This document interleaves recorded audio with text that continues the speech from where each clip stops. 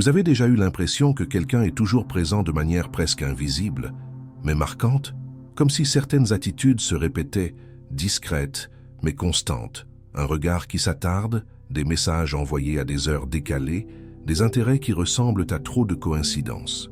Il existe une frontière ténue entre l'intérêt sincère et l'obsession silencieuse. Et ce qui est le plus intrigant, souvent celui qui observe de loin n'a pas pleinement conscience de ses actes. Carl Jung nous a enseigné que les gestes les plus subtils peuvent porter des contenus profonds de l'inconscient. Quand quelqu'un est secrètement obsédé par vous, les signes ne naissent pas seulement du comportement conscient. Ils émergent de l'ombre, de la projection, de ce qui a été refoulé. Aujourd'hui, nous allons explorer ces signes cachés à la lumière de la psychologie analytique pour comprendre ce qui se cache vraiment derrière les attitudes répétitives. Si vous êtes prête à voir au-delà des apparences, commentez « Je fais confiance à mon intuition et je perçois ce qui est caché ».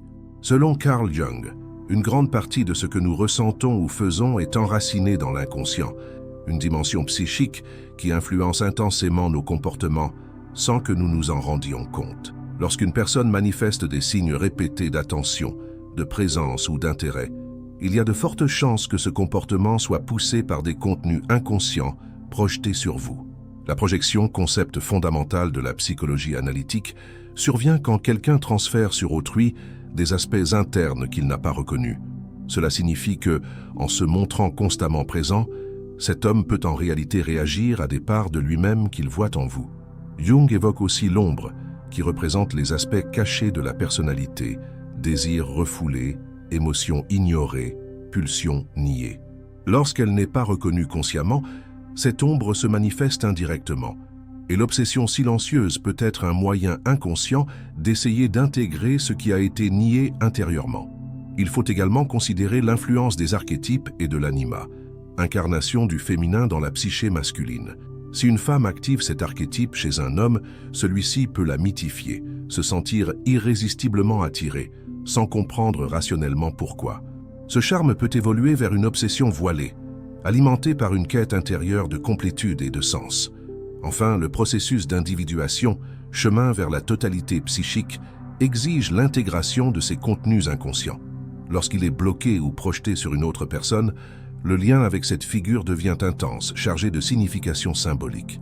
Ce qui semble être un simple intérêt répétitif peut donc être le reflet profond d'une dynamique psychologique puissante et non résolue.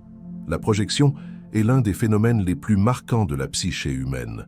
Jung décrit ce processus comme le transfert de contenu inconscient vers l'autre, surtout d'aspects ignorés de la propre personnalité. Quand un homme commence à répéter des comportements révélant un intérêt disproportionné, il est essentiel de comprendre que cette intensité ne concerne souvent pas la personne elle-même, mais ce qu'elle représente pour lui. Dans ce contexte, l'idéalisation apparaît comme une forme de projection. Il ne vous voit pas tel que vous êtes, mais comme l'incarnation de quelque chose qui lui manque, peut-être la sensibilité qu'il a réprimée, la liberté qu'il ne s'est jamais accordée ou la tendresse qu'il n'osait pas exprimer. Ces aspects, appartenant à son ombre ou à l'archétype de l'anima, se projettent sur vous, créant une image lourde de valeurs symboliques. L'intérêt constant, les regards appuyés, la répétition de messages ou de gestes subtils, tout peut refléter cet enchantement par une figure interne désormais matérialisée à l'extérieur. La projection fonctionne comme un miroir inversé. Il vous voit, mais se voit lui-même, ou plutôt ce qui lui manque. Cette dynamique, si elle reste inconsciente, génère un conflit interne et peut devenir source de confusion. Ainsi, l'obsession silencieuse ne naît pas d'une relation authentique, mais d'une relation inconsciente à des parts de soi déplacées vers l'autre. Lorsque cet homme revient à la charge, cherchant le contact sans savoir pourquoi, il tente inconsciemment de récupérer quelque chose qu'il a perdu en lui. C'est pourquoi son intensité défie la raison. Elle prend sa source dans la profondeur de l'inconscient. Vous devenez un symbole. Et comme tout symbole, vous acquérez un pouvoir qui dépasse le réel. Ce type de relation est empreint d'ambivalence. D'un côté, il ressent attirance, fascination, une forme de dépendance émotionnelle qui le pousse à se rapprocher. De l'autre, il peut éprouver peur, résistance ou culpabilité, car sa conscience ne saisit pas ce qui est en jeu. L'oscillation entre présence et retrait est fréquente, car la projection, restant inconsciente, crée un conflit intérieur. Il s'approche parce qu'il ressent quelque chose de fort. Il s'éloigne parce qu'il pressent qu'il ne traite pas avec vous, mais avec quelque chose de plus grand qui l'effraie. L'idéalisation est donc dangereuse. Lorsqu'on vous place sur un piédestal symbolique, non pas pour qui vous êtes, mais pour ce que vous représentez, la désillusion finit toujours par arriver. Plus tôt ou plus tard, l'image projetée s'effondre et le réel reprend ses droits. C'est alors que l'obsession peut s'intensifier, dans une tentative de retrouver l'illusion perdue, ou se rompre, laissant place à la désillusion et parfois à l'individuation. Jung rappelle que reconnaître la projection est une étape cruciale sur le chemin de la conscience. Lorsqu'il réalise que ce qui l'attire n'est pas à l'extérieur, mais en lui-même, commence un processus d'intégration. Cela ne signifie pas que l'intérêt disparaît, mais qu'il cesse d'être compulsif. L'obsession silencieuse transformée en connaissance de soi peut laisser place à une relation plus authentique, avec l'autre et avec soi-même. C'est pourquoi, lorsque vous percevez des gestes insistants, des mots répétés, une attention inhabituelle, regardez au-delà de la surface. Demandez-vous ce que vous pourriez représenter dans la vie de cet homme, et surtout, soyez vigilante quant à vos limites.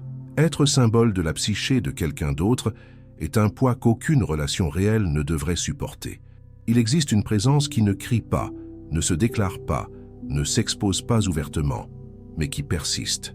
Elle se fait remarquer dans les détails.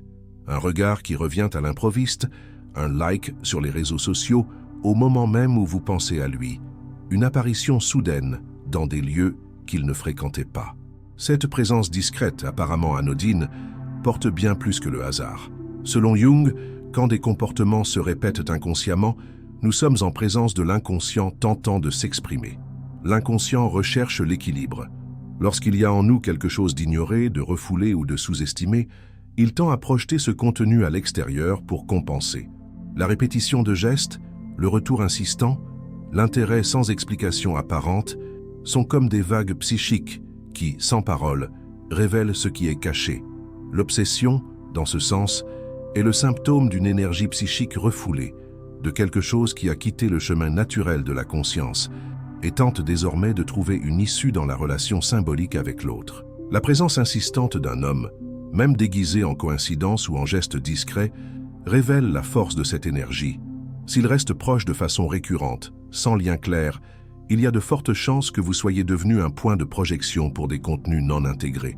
Peut-être qu'il ne comprend pas lui-même ce qu'il fait. Il se convainc peut-être que tout n'est qu'une curiosité normale, mais les schémas s'accumulent, comme des indices laissés par l'inconscient. Ces schémas se manifestent dans les détails. Il cherche un contact visuel quand vous ne le remarquez pas, intervient là où ce n'est ni nécessaire ni attendu, porte un intérêt à des sujets qui vous tiennent à cœur alors qu'ils ne font pas partie de son univers. Autant de petits gestes qui, pris isolément, pourraient passer inaperçus. Mais répétés, ils dévoilent une motivation plus profonde, un lien symbolique que la personne elle-même peine à saisir. Jung soutenait que rien n'est accidentel dans le monde de la psyché. Même les gestes les plus discrets renvoient à des contenus symboliques, souvent archétypaux. Dans ce cas, la femme peut représenter non seulement un désir, mais un chemin, une image de l'âme, un appel à la transformation. C'est pourquoi l'inconscient pousse l'individu vers elle, générant un comportement qui lui paraît indéchiffrable, alors qu'il obéit à une cohérence interne propre à la logique symbolique de l'âme. Ce type de comportement devient dangereux lorsqu'il reste inconscient. L'absence de conscience enfonce le cycle répétitif. Il continue à apparaître, à observer, à se connecter indirectement, sans réussir à interrompre le schéma. Cette répétition crée une tension émotionnelle pour l'observateur et pour l'observé. Et tant que le comportement demeure inconscient, il échappe au contrôle et vous restez dans l'ombre sur la véritable nature du lien qui se tisse. Prendre conscience de ces signes vous permet de voir non seulement le comportement mais son origine. Vous pouvez réaliser que cette présence ne concerne pas la personne en tant qu'individu, mais ce qu'elle symbolise. La différence est subtile mais puissante. Elle vous restitue votre pouvoir de choix. Continuez à alimenter cette dynamique, engagez un dialogue plus direct et conscient, ou fixez des limites claires pour protéger votre espace psychique. La présence silencieuse est souvent une demande inconsciente d'aide, de connexion, de sens. Mais elle peut aussi être le miroir de déséquilibres internes qu'il n'appartient pas à vous de porter. Jung nous enseigne que rendre conscient l'inconscient est la clé de la libération. Reconnaître ces signes n'est donc pas une simple curiosité à l'égard de l'autre, c'est un acte de sagesse et de protection de soi. Souvent, l'obsession pour quelqu'un n'est ni d'amour, ni de désir véritable, mais une fuite. Carl Jung affirmait que tout ce que nous refusons d'affronter en nous revient sous forme symbolique, exigeant d'être résolu. Quand un homme montre des signes d'obsession silencieuse, gestes répétés, proximité constante, projections excessives, il est important de considérer que cette fixation peut être liée non pas à la personne observée, mais à ce qu'il cherche à fuir en lui-même. L'obsession devient alors un détournement de l'énergie psychique qui devrait initialement servir à affronter ses conflits internes. Peur de la solitude, faible estime de soi, traumatisme non résolu, angoisse existentielle ou insatisfaction profonde peuvent se cacher derrière cette fixation. N'ayant pas de ressources internes pour gérer ces tensions, l'individu transfère inconsciemment cette charge sur quelqu'un d'autre, vous. Ainsi, votre attention constante, vos gestes répétés et votre présence silencieuse deviennent un moyen inconscient d'éviter l'affrontement nécessaire. Jung nous avertit que la conscience exige responsabilité. Il est bien plus simple de se perdre dans une fantaisie, d'idéaliser quelqu'un, de vivre autour d'une illusion plutôt que de confronter ses propres abîmes. L'obsession agit comme un piège psychique. Elle consomme votre temps, votre énergie, vos pensées et vos émotions, autant de ressources indispensables au travail d'introspection. Plus la douleur refoulée est profonde, plus cette fixation est intense. Cette dynamique est particulièrement périlleuse lorsqu'elle implique l'archétype de l'anima. Pour Jung, l'anima est la personnification du féminin dans la psyché masculine. Lorsqu'elle n'est pas intégrée consciemment, elle se manifeste par l'idéalisation et l'enchantement projetés sur une femme réelle. Celle-ci devient l'objet magique, censé détenir toutes les réponses et apporter bonheur et sens. Un poids symbolique intenable et en même temps un refuge contre l'introspection. S'obséder pour quelqu'un devient alors un substitut symbolique à la véritable quête d'individuation. Au lieu de plonger en soi-même, de faire ce douloureux travail d'intégration de l'ombre, d'affrontement des traumatismes et d'acceptation de la responsabilité, l'homme vit pour la présence ou l'absence de l'autre. Cette fuite peut paraître romantique ou mystérieuse, mais elle est avant tout un éloignement de soi.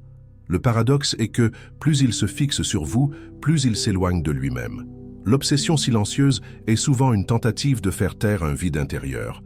L'autre devient une distraction émotionnelle, une sorte d'anesthésie psychique qui empêche l'affrontement de ses propres blessures.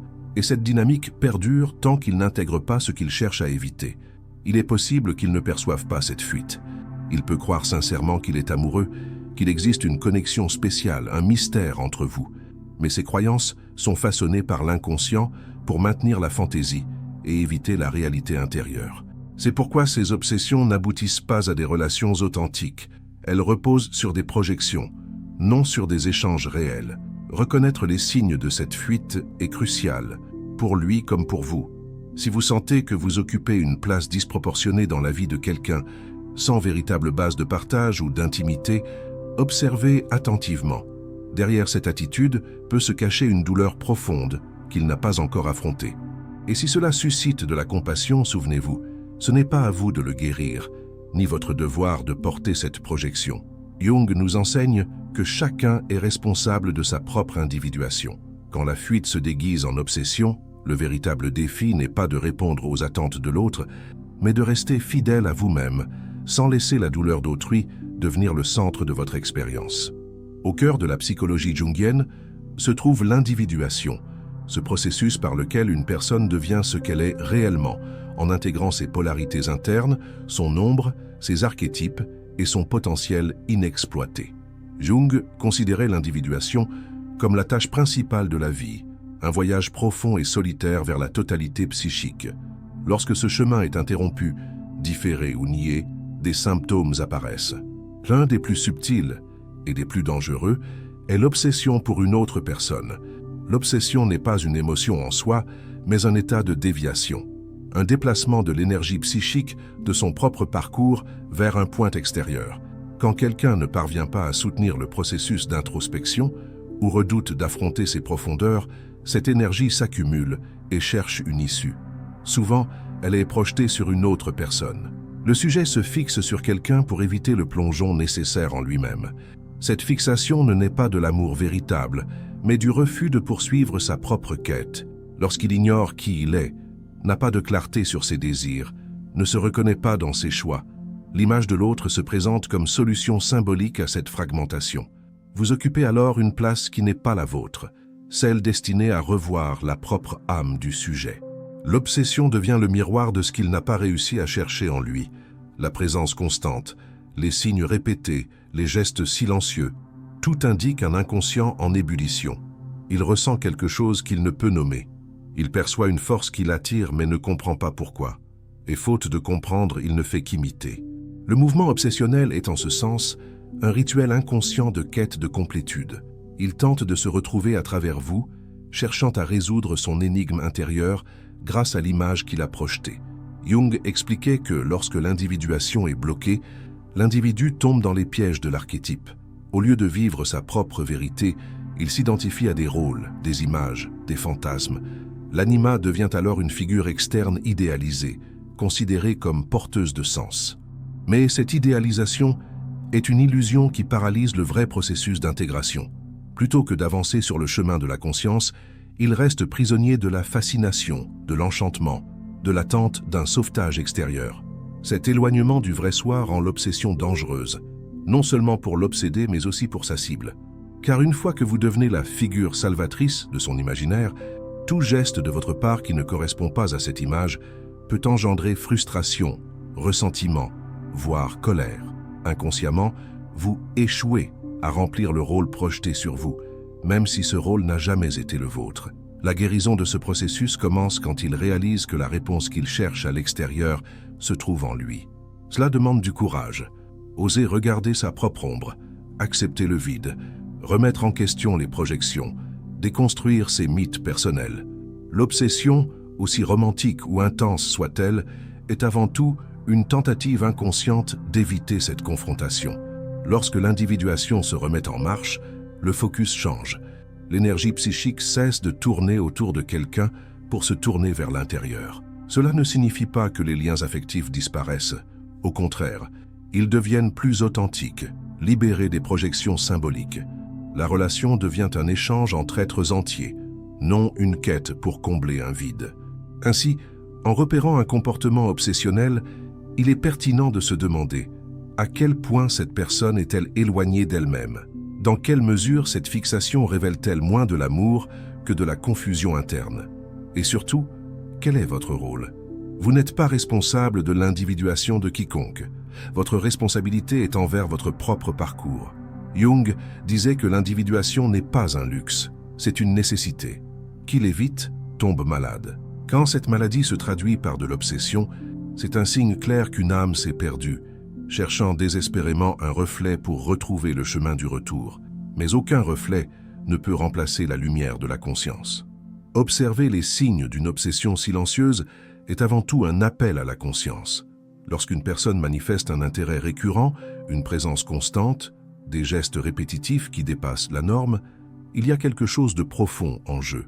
Carl Jung nous a montré que derrière ces comportements résident des contenus inconscients, projection, idéalisation, fuite et un véritable éloignement de soi-même.